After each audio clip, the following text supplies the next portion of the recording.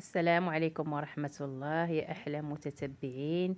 كي دايرين؟ لاباس عليكم؟ كي بقيتو مزيان مع هاد الشتيوة ومع هاد الأجواء الباردة؟ الصراحة واحد اليوم اللي هو مميز، واحد الشتيوة غزالة تبارك الله. كما كتشوفوا الجو غزال ما شاء الله، والشتيوة وخا البرد. المهم الحمد لله على هاد الشتيوة، الرحمة ديال الله كتنزل. واليوم قلت مع هاد الشتيوة غادي نقدم ليكم وغادي نصوب معكم واحد لاطة ديال الدجاج غادي نديرها في الفران. كتجي الصراحة غزالة وزوينة ودغيا كتوجد، ما كتاخدش واحد الوقت كتير. غادي نخليكم دابا مع المقادير. هنا درت مليحة، قياس ديال انا غادي ندير نص ديال الدجاجه. المهم درت مليحه، درت معلقه صغيره ديال الابزار، معلقه ديال سكينجبير، معلقه ديال الكمون، معلقه ديال الخرقوم. غادي ناخد واحد الرأس معلقة بطبيعة الحال ديال الملون. المهم ملون اللي كيبغي يديرو، اللي ما كيبغيش بزاف يستغني عليه ماشي مشكل. عندي هنا معلقة صغيرة ديال الزعتر مطحون. كما كتشوفوا هنا معلقة صغيرة كذلك ديال الثومة. هنا عندي لاصوص ديال الصوجة، غادي ندير قياس تا هو معلقه صغيره. عندي عاقده هاد الصوجه، والا كانت عندكم من النوع الاخر اللي كتكون جاريه شويه تقدروا ديروا 2 معالق. غادي ندير قياس معلقه صغيره ديال هاد لاصوص. كيجي الصراحه كيعطيها زوين هاد الموطاغ، واحد النكهه زوينه كيعطي الدجاج. غادي ندير قياس نص كاس ديال الزيت او كاس الا ربع. هنايا عندي قزبور بودغ. غادي ناخد واحد القبصه ديال القزبور والمعدنوس، قطعتهم هكذا في القطاعه. صافي دابا غادي نحاول انني نخلط او نجانس هاد المقادير. انا كنخلط غير هنايا بيدي باش كنجانس المقادير كاملين. غادي ناخد نص دجاجه من بعد ما غسلتها وزولت لها داك الجلده ونظفتها مزيان، وضربتها هكذا بالموس في الشرائح بالصدر والفخذ.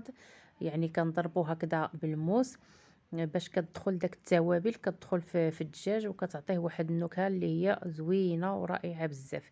هنا كما كتشوفوا انا كنشرمل هاد نص الدجاجه ديالي.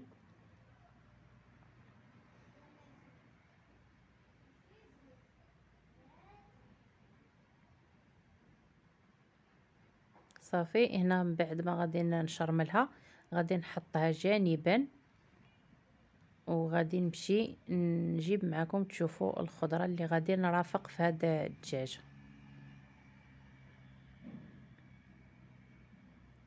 بالنسبه للخضره خديت حد 3 ديال الحبات ديال البطاطا اللي قطعتهم هكذا ضريرجات، وزدت عليهم القرعه ما تستغناوش عليها المتتبعين.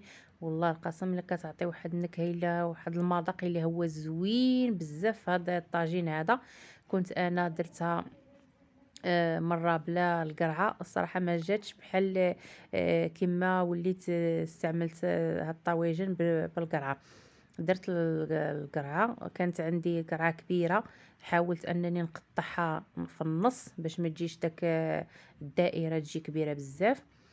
بصيله حتى هي قطعتها هكذا ضريرجات، وخديت داك التوابل اللي شاطت ليا من الدجاج هي اللي خلطت بها هاد الخضره ديالي. زدت عليهم واحد الرشه ديال القزبور والمعدنوس. ودابا كنحاول انني نجانس هاد الخضيره باش تدخل فيها الشرموله. غادي ناخد اللاطه اللي غادي تدخل الفران. هنا غادي ندير التفريشه الاولى ديال البصله، نحاول انني نفرشها مزيان في هاد اللاطه. غادي تكون هي التفريشه الاولى.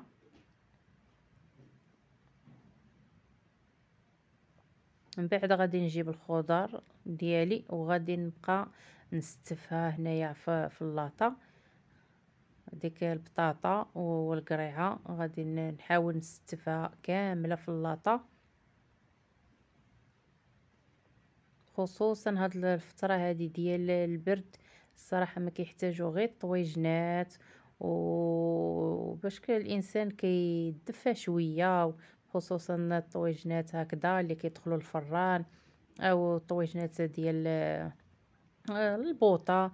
المهم اي حاجه الطويجنات كيجيو صراحه زوينين في هذا البرد وكيدفيو وكيطيبوا يعني دغيا، ما كياخذوش واحد الوقت اللي هو كتير بزاف.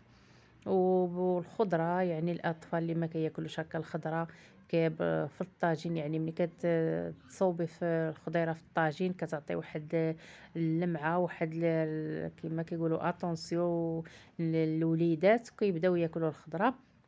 هنا ستفت ديك البطاطا والبصيله والقريعه، زدت عليهم الدجاجه من الفوق، نص دجاجه. انا المهم نتوما الدجاج غديروا على حسب الافراد ديال الاسره ديالكم.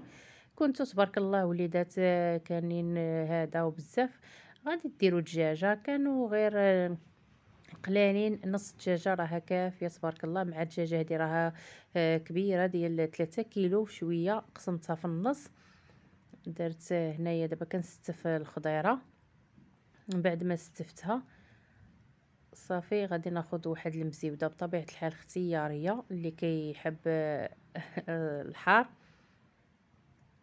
صافي هنايا غادي نحاول ديك المريقه اللي شاطت ليا، غادي زدتها انا واحد شويه ديال الزيت هنا، وغادي نمرق غير شويه، ما تحتاجوش بزاف. صافي وغادي ديروا اما ورق الزبده وغادي تدخلوها الفران.